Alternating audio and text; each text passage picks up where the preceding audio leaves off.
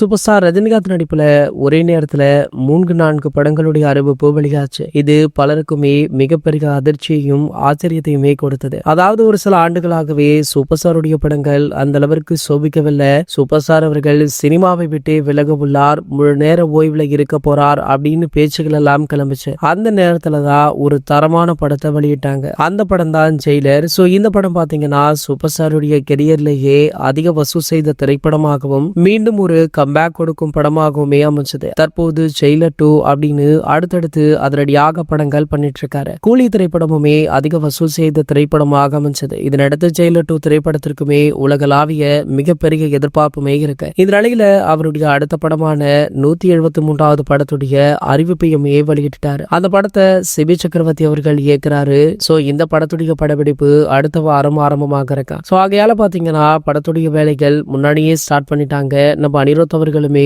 இந்த படத்துடைய முதல் பாடலை முடிச்சுட்டாரா. முதல் பாடல் ஒரு பெப்பி சாங் அப்படின்னு சொல்லப்படுது. அதுல சூப்பர் ஸ்டாருடைய நடனத்தையுமே நாம எதிர்பார்க்கலாமா. இதுவரை யாரும் பார்த்திராத ஒரு புதுவிதமான சூப்பர் ஸ்டாரை இந்த பாட்டுல காட்ட இருக்காங்க அப்படின்ற செய்தி சோசியல் மீடியாக்கள்ல வெளியாகி வைரலுமே ஆகிட்டு இருக்கு. சோ கண்டிப்பாக சூப்பர் ஸ்டாருடைய நடனம் இருக்கும் அப்படின்றத தாண்டி நம்ம அனிருத் அவர்கள் இந்த பாடலை எப்படி பாடியிருக்கார் அப்படின்றதையுமே கேட்க ரசிகர்கள் மிகவும் அதீத ஆவலுடன் காத்துட்டு இருக்காங்க. இது போன்ற செய்திகளை பத்தி நீங்க உடனே தெரிஞ்சுக்க நம்மளுடைய சேனலை மறக்காம சப்ஸ்கிரைப் பண்ணிக்கோங்க.